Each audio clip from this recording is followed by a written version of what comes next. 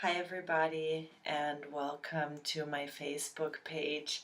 I'm really excited because this is my first video today, and I have some amazing, mind blowing information to share with you about your mind, about transformation, but about worry, the main thing that a lot of us, deal with on a daily basis, that we're often not even realizing that we think this is just part of life, that we need to worry about every little freaking thing, like, are we looking good enough? Are we good enough? Are we ever going to meet the love of our lives? Are we going to have enough money to pay this bill? Are we going to get this job? What do these people think about us? Are our loved ones safe? And so on, and so on, and so on.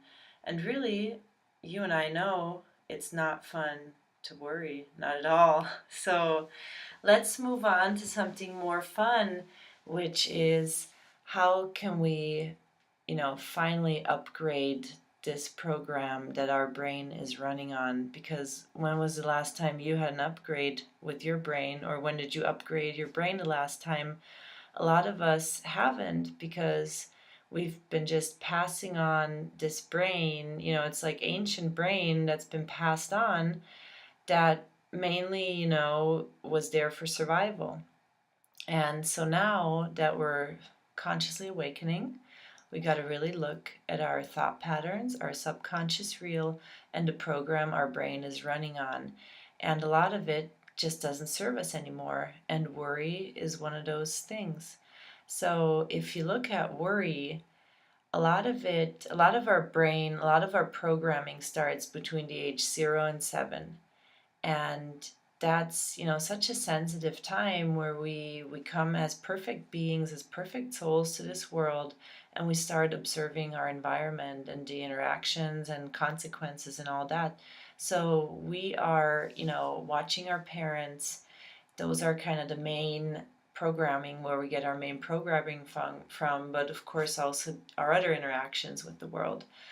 And one of the main things with worry, and I have to say, I really see this now because I'm a mother too, is that, moms want to protect their children out of love. Of course, we want to protect them. Want to keep them safe. They're our offspring, it's understandable. But what we do is we act out of fear. So we end up, you know, careful, you might hurt yourself, you might fall, watch out, a car's coming. The stove's hot, don't touch the stove. Careful, the plate might break. Like all these things. And that's worry thinking, right? And so we do that all day long to a kid, constantly wanting to protect them from either dropping something, spilling something, running into a car, falling down, hurting themselves, or breaking something. Those are the two things we basically want to protect our kids from. And so we as children, or when we grow up as kids, we take this on as a brain pattern, a loop that keeps looping and looping, only that we use those situations. Instead of, oh, I could get burned here, I could get burned in this relationship. Is my lover cheating on me? Something could break. I could go broke. My car, I could have an accident. Like all these things, right? So what happens is, with every worry that we have, we turn into a victim, or we make somebody else a victim. So you might worry about your loved one, thinking you're doing something out of love, but in reality is you're making yourself into a victim, because you paint this horrible picture of them, something really bad happened to them, and on top of it you make them also a victim. So there's no win-win situation right there. Everybody's just going to be a victim. And being a victim, does it feel good? No, it doesn't. When people feel sorry for you, does it feel good? No, really, it doesn't. It sucks. So that's the thing, is like every worry you have, you're creating yourself of being a victim of some sort. And I would want to say, good, you're making an object into a victim too, because if it involves an object, to worry around an object, then you would say this is also victim, but not really. You break the object. So all objects that are involved, let's say you worry about your house or somebody breaking in or something breaking, it's always about breaking and being broke and you being a victim and the people that you love being victims. So is that what you really want? Do you really want to be? What benefit? Let me ask you that. What benefit do you have or anybody else if you're being a victim, or if your loved ones are being a victim, or if the things that you own or the material things that you have are just going to break? There is absolutely no benefit to it, right? So all worry comes from a place of fear. And if we start to fear, then we allow our energy, our frequency to drop down to the low, low, bottom low, right? And when we're in this low frequency, we get really susceptible to illness, to bad things happening, mishaps, to bad energy in general, because we weaken our immune system with like that, and we invite this bad energy into our lives. So we don't do ourselves any good, we don't do the world any good. Like, none of this worry is going to help or benefit anyone. And so what we need to do is, so now I'm going to tell you how to let go of that. Now that you know more that you don't want to be a victim, you don't want to create victims, how can we stop that looping when it comes up, when they're going to keep popping up, because that's basically our programming, our subconscious programming that we need to shed away and replace it with a new hard drive that we can use that actually is really going to get us to the life that we want. So the way we do that is, the first thing is knowing that uncertainty isn't fearful. So we need to start trusting in the uncertain things.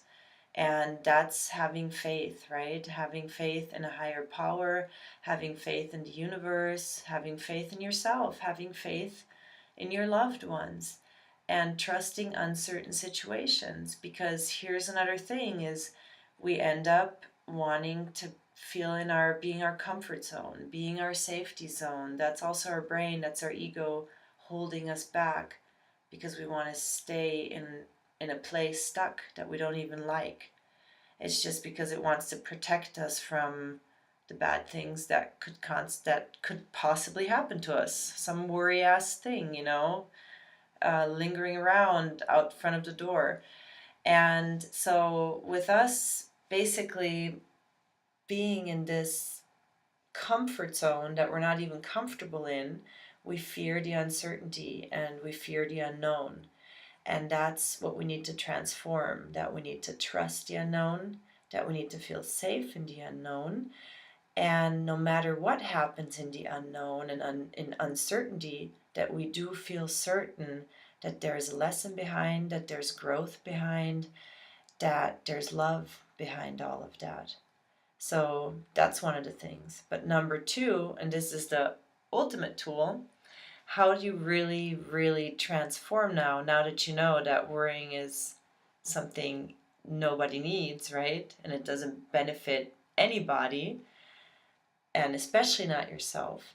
So how do you turn it around? Well, what you do now is, we're going to act in the opposite. Instead of acting in a low vibration and a low frequency, we're going to act in the highest frequency that we can. So we're going to come from a place of love, and we're going to give our worrying thoughts a place of love. So we're going to change now any type of worry into a blessing. That's all we can do, and that's the best in our best interest and in everybody's best interest. So for instance, let's say a loved one, you haven't heard from a loved one, they were supposed to be home at a certain amount at a certain time, they still haven't gotten here.